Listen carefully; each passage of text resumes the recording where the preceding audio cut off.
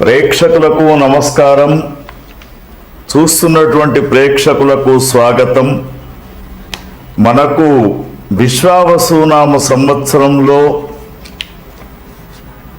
రాహువు కేతువు రెండు గ్రహాలు కూడా ఈ మే 18వ తేదీ నుండి గ్రహ సంచారం అనేది జరుగుతూ ఉంది. ఒక్కొక్క రాశిలో రాహు కేతువుల యొక్క సంచారం జరిగినప్పుడు మరి ఏ విధంగా ఉంటుంది, ఎటువంటి శ్రద్ధ తీసుకోవాలనే విషయాన్ని మనం ఇప్పుడు చూద్దాం. గురుర్ బ్రహ్మ గురుర్ విష్ణు గురుర్దేవో మహేశ్వర గురుర్ సాక్షాత్ పరబ్రహ్మ తస్మై శ్రీ గురవే నమః. చూస్తున్నటువంటి ప్రేక్షకులకు స్వాగతం. విశ్వావసునామ సంవత్సరంలో మే 18వ తేదీ నుండి సంచారం చేస్తున్నటువంటి రాహు కేతువుల గురించి, మీనరాశిలో ఈ రాహు కేతువుల యొక్క సంచారం ఏ విధంగా ఉండబోతుంది అనే విషయాన్ని తెలుసుకుందాం. మీనరాశి జాతకులకు రాహువు 12వ స్థానంలో, కేతువు 6వ స్థానంలో సంచరిస్తూ ఉంటాడు. మరి కేతువు యొక్క స్థానం చాలా వైభవంగా ఉంది. రాహువు యొక్క స్థానం మాత్రం చాలా విషమంగా కనబడుతూ ఉంది. ఆర్థికపరమైనటువంటి సమస్యలు ఏర్పడుతూ ఉంటాయి, ఖర్చులు అధికమవుతూ ఉంటాయి. ముఖ్యంగా మీ సంతానం మీరు చెప్పినటువంటి మాట వినకపోవడం అనేది ప్రత్యేకంగా కనబడుతూ ఉంటుంది. ఆదాయం తక్కువ అవుతూ ఉంటుంది, ఖర్చులు పెరుగుతూ ఉంటాయి. తర్వాత మీ భార్య యొక్క ఆరోగ్య సమస్య కూడా మీకు ఎదురయ్యే అవకాశాలు ఉన్నాయి. ముఖ్యంగా లైంగికమైనటువంటి జీవితం సమస్యాత్మకంగా మారే అవకాశాలు, మానసికపరమైనటువంటి ఒత్తిళ్లతో బాధపడుతూ ఉంటారు. నిద్రలేని సమస్యలను మిమ్మల్ని అనారోగ్యానికి గురి చేస్తూ ఉంటాయి. ముఖ్యంగా భూమి, ఇంట్లో ఉన్నటువంటి ఆస్తులు కొన్ని కోల్పోయే అవసరం వచ్చేటట్టుంది. తర్వాత గుర్తింపు లేనటువంటి వ్యాధులతో బాధపడుతూ ఉంటారు. ముఖ్యంగా చర్మ సంబంధమైనటువంటి వ్యాధులు ఎక్కువగా అయ్యే అవకాశం ఉంది. తర్వాత నిర్దేశించినటువంటి పనులు అనుకున్న సమయానికి కాకపోవడం ఇబ్బంది పెడుతూ ఉంటాయి. కాబట్టి మీరు రాహువుకు సంబంధించినటువంటి జపతపాదులు, హోమ కార్యక్రమాలు తప్పకుండా చేసుకోవాలి. మరి కేతువు యొక్క స్థానాన్ని గమనించినప్పుడు చాలా వైభవంగా ఉంటాడు. కేతువు 6వ స్థానంలో. ఇక్కడ అనేక మార్గాలలో మీకు మరి కేతువు స్థానాన్ని గమనిస్తే ఆర్థికపరమైనటువంటి లాభాన్ని చేసే విధంగా ఉన్నాడు. శత్రువుల పైన విజయాన్ని సాధిస్తూ ఉంటారు. మేనమామల యొక్క ఆరోగ్య పరిస్థితి కొంతవరకు భయంకరంగా ఉన్నా కూడా మళ్ళా బాగా అయిపోతూ ఉంటుంది. తర్వాత ఎవరైతే పాండిత్యం, ప్రవచకులు, ఆధ్యాత్మిక ప్రవచకులు ఎవరైతే ఉంటారో, తర్వాత వేద విద్యను అభ్యసించే వాళ్ళు ఎవరైతే ఉంటారో వాళ్లకు చక్కని సమయం అని చెప్పవచ్చు. తర్వాత కొంత సమాజంలో మీ పైన అభిప్రాయ భేదాలు కనబడుతూ ఉన్నాయి. కాబట్టి సమాజానికి వెళ్ళి మాట్లాడేటప్పుడు, 10 మందిలో కలిసి మాట్లాడేటప్పుడు మాట దురుసుతనం అనేది తగ్గించుకోవాలి ప్రత్యేకంగా.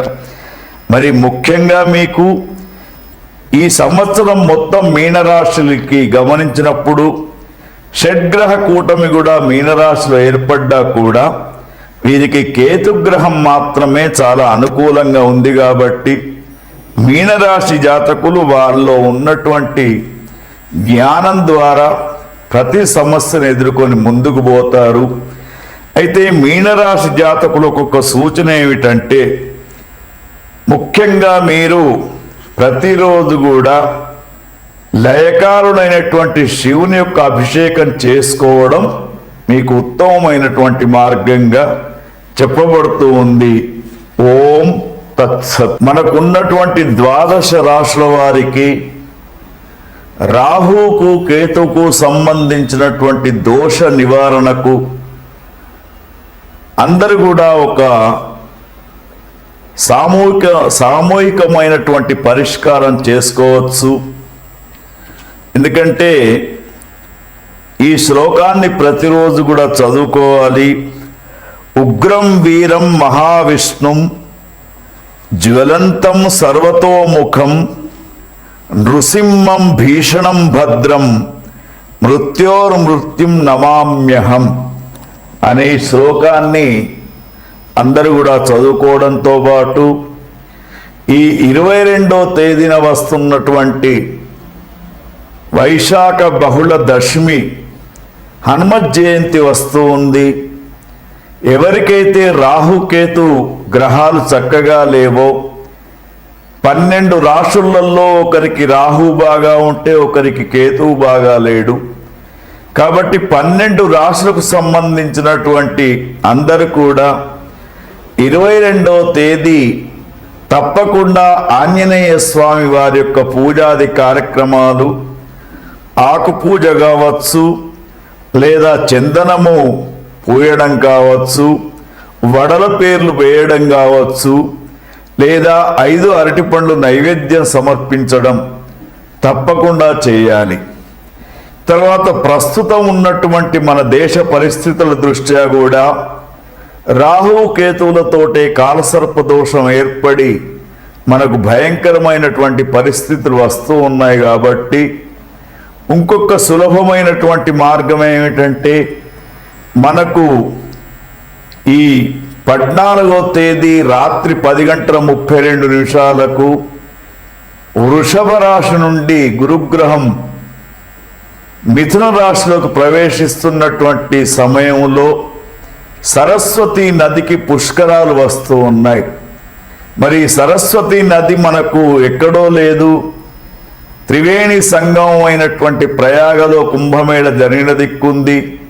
మరి మనకు కాళేశ్వర క్షేత్రములో సరస్వతి నది అంతర్వాహినిగా ప్రవహిస్తున్నది. కాబట్టి 15వ తేదీ ప్రారంభమైనటువంటి యొక్క పుష్కరాలు 26వ తేదీ దాకా ఉంటూ ఉంటాయి. ప్రతి ఒక్కరు కూడా పుష్కర స్నానం చెయ్యండి.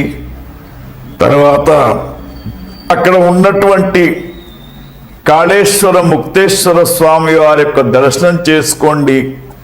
తల్లిదండ్రులు లేనటువంటి వారు పితృతర్పణాలు, శ్రాద్ధాది కార్యక్రమాలు కూడా చేసుకుంటే ఈ రాహుకేతువుల యొక్క పరిష్కారం అనేది జరుగుతూ ఉంటుంది.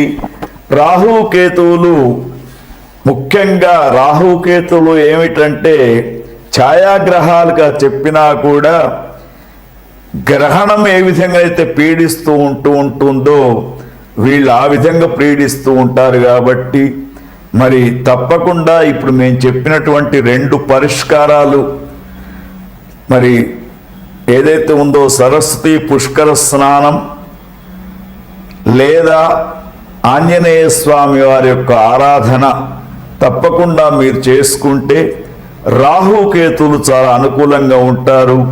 ఈ విశ్వావసు నామ సంవత్సరం మీరందరూ కూడా క్షేమంగా ఉండాలని కోరుకుంటూ ఓం తత్సత్.